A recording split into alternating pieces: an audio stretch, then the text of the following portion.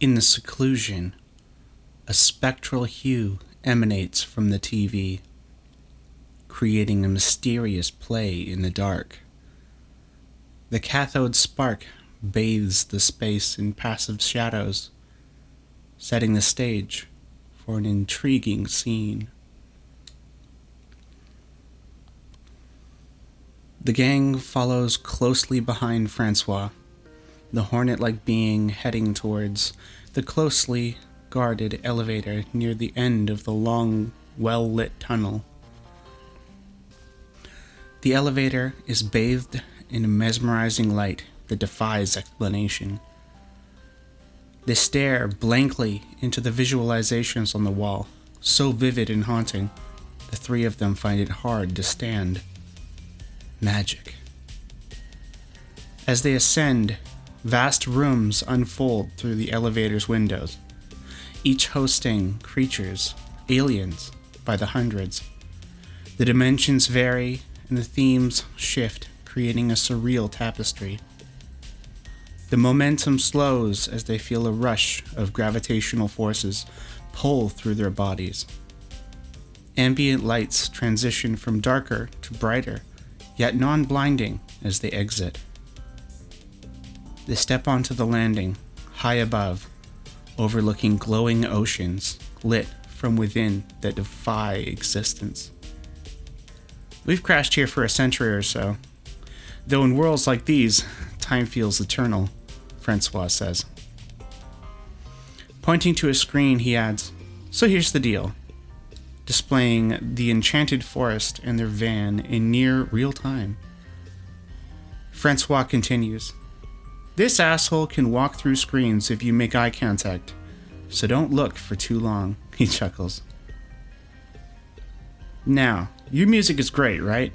In this pocket dimension, we've copyrighted almost everything, but your unique take on music seems to boggle the algorithm."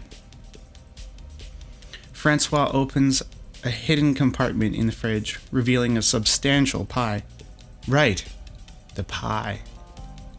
Spider remarks, "Dude, that is a nice pie," starting toward it.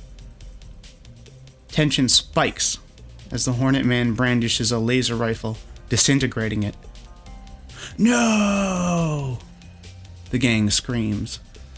The insectoid gazes at them, snaps his fingers, and associates emerge from the walls, forcibly grabbing them. Francois admits, "I lied about the pie." Pointing the laser rifle at them, holographic barrels materialize, aiming at all three of them. With a click, the world plunges into darkness. Inside, the Plymouth Voyager screams echo through the forest. Soon,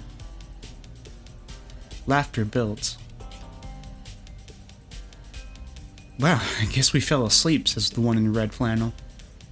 The woman in green adds, "Yeah, huh? I think we're missing something." Spider checks his camera. "Nope, got it right here." The beast's memory card is full. Near the end of the footage, Francois screams in his alien tongue, and a shadow engulfs the room. Thoughts, screams, and the shadow itself resonate, revealing a face shrouded in indistinct pain. "I'm taking you back. You don't belong here. It's for your safety, and I hope you understand." In unison, they inquire, "What about the pie? We were promised pie." The shadow responds solemnly, "There was never any pie. The pie was always a lie. Can't you see? You must see." As they awaken, the shadow dissipates, finding themselves back in their van before venturing into the woods. Spider turns to the girl in green flannel. "Well, I guess we can worry about pie later." In a dim-lit room, shadows come to play. You, an enigma in the city's gray. TV channels flicker, cold and lone. A passive dance, a world unknown. As the wheelbarrow clunks, dumping beside the cottage. The woman rises, slowly asking, "What was that?" "Oh, nothing," the man replies. "It's sorted. Let's go inside." They enter the living room of the small house, surrounded by a fence, opposite a now desolate expanse of scorched earth. "Within," she says. I don't even know what to say, but all I'm saying is, I'm sleeping now. Almost falling, she reaches the bedroom and planks onto the bed, snoring instantly. He mutters, "I knew it. Narcolepsy." Turning on the TV, he watches the game's preliminary periods, detailing highlights, almost nodding off, until a bell rings at the door. He opens it to find his friend, a man in priest clothes, with an electric scooter. A simple "Oi" and a nod precede their entry, settling on the scratchy 1970s couch. Not much is said, until one of them offers a beer, both opening and waiting. Simultaneously, they both say, "I've had one hell of a night," before looking at each other and sharing a laugh. "You too," they say as well, in unison. The old man grunts, and the priest adds, "Yeah, I was dealing with vampires. I had this demon from a completely different dimension making noise and racket for a couple of months. Went over there, talked to it, finally, now it's sorted. So, anyways, the sister's there in the room. She's having a nap, so we can't keep it too loud. But I've been wanting to watch this game for months, haven't you?" The holy man nods. A shadowy figure glides through the air, drawing closer. Lonely watcher in the city's drone. TV hums, a monotone moan. Shadows deepen, world on display. Yet in your heart, loneliness holds sway. The turquoise Bel Air hurtles along the uneven road, navigating the heavy rain with screams echoing from his tires.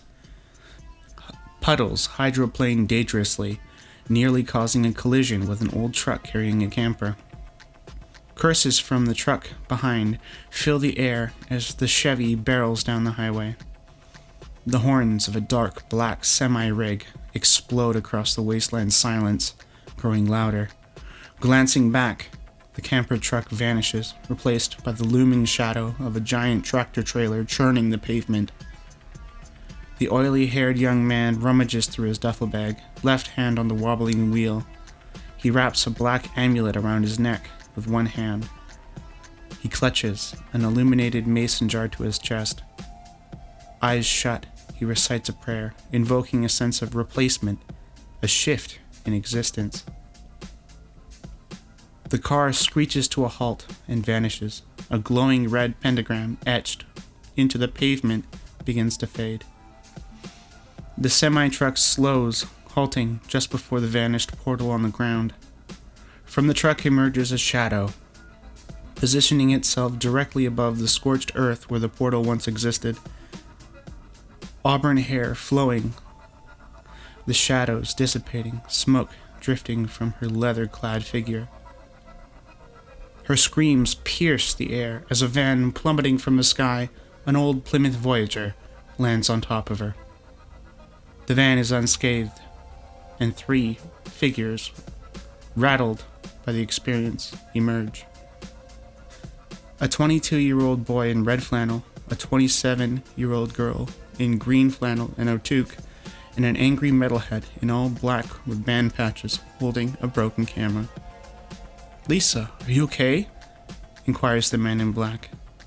"I'm all good, Spider," she replies. "Are you okay?" she asks the red flannel-wearing boy. "Yeah, it's okay." "Are you sure, Danny?" She probes. "I'm okay, but wait, what the heck is going on here?" "Who invited Satan?" he says, pointing at the big rig. "And why are we in the desert?" "You know what? At this point, I don't care," says Spider, coughing. "If there's anywhere close that can sell smokes, I'll be set." Attempting to restart the van, The Plymouth Voyager remains lifeless. Exiting the van once again, they approach the semi-truck, scrutinizing it. As Spider moves to touch it, a loud, feminine growl reverberates from the truck. "Be gone!" They immediately step back as a shadowy mass emerges from the semi-truck, enveloping them. Nothing is visible. They lose touch with reality once again. Through channels you wander, a jaded gaze. A disconnected world, a quiet daze. Loneliness echoes in the TV's glow, a spectral figure lost in the show.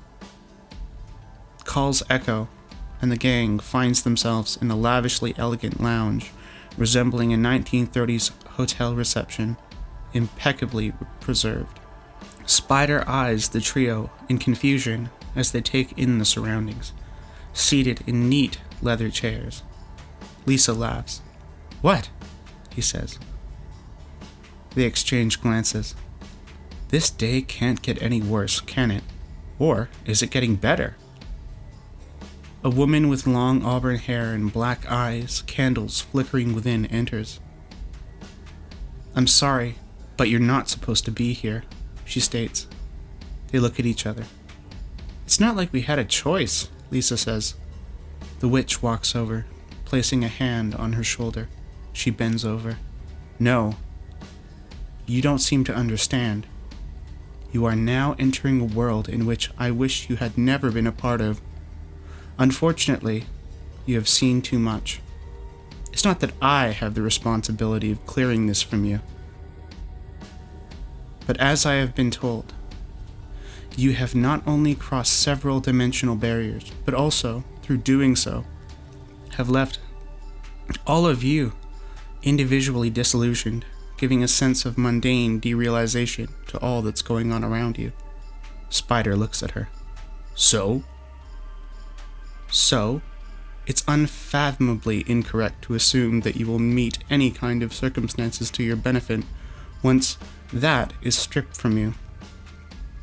I don't know why you're still here, but perhaps you've tethered yourself within the liminal spaces between dimensions and are now immortal. That's supposed to be a bad thing? I don't know in what world that's a bad thing, but whatever, you do you, says the red flannel 22-year-old. She looks at them all and says, "Well, you're definitely going to be in for a ride, that's for sure." She walks over to the center of the room underneath a giant crystal chandelier and outstretches her hands, twirling slowly. "Welcome to the Electric Noir," she says. "The Electric what now?" says Spider, almost chuckling. She looks off into the distance. "We are infinity. We are the darker recesses of the mind. We are not only your dreams. We are the magical beings. We are ethereal. We are shadowy figures of the night eternal. And here, in this world, you will only find pain and suffering. Good luck," she says. The whole room starts to brighten as lights from all around, including candles, begin to glow. Gas lanterns and crystal chandeliers crackle in the light. And then darkness. They wake up. Dawn begins to shine its light through misty trees. Chilled to the bone, they realize the heat had not been on the entire night. Bewildered, they ponder. They pick up the intact camera, and Spider inspects it from all angles. Full battery, clear memory, save for a couple of test shots he made on the way up. Looking at each other, they share a moment of unspoken horror. A rush of extreme emotions courses through them, remnants of the dreamscape they experienced for only a split second, enough to make them jolt in their seats. Spider, almost throwing up, puts the camera down. "Let's go," he says. They turn on the van and start driving away down the dirt roads back towards town. In silence, they question in their minds, why did they feel so calm? so serene amidst unimaginable things. The dreams were vivid, too real in their minds. They get closer to town and forget about the adventure completely. Driving through their old neighborhood, they stop at their apartment building and walk up the large external stairs towards their shared 2-bedroom unit. They all have a moment of rest. It seems like several lifetimes have been sucked away and then placed right back into them. Looking out the window, they assume things will be alright. And then a knock comes at the door. Spider approaches, looking through the peephole, and gasps. He backs away, slowly, as the door snaps open. A woman with blood-red hair, flowing, and tiny candle-lit eyes enters the room as darkness starts to dim the lights and suck emotion from everything. She says calmly, coolly, pain and suffering. In the apartment silence, shadows blend, TV whispers, a lonesome trend. Passive observer, worlds collide. Loneliness lingers, a silent guide.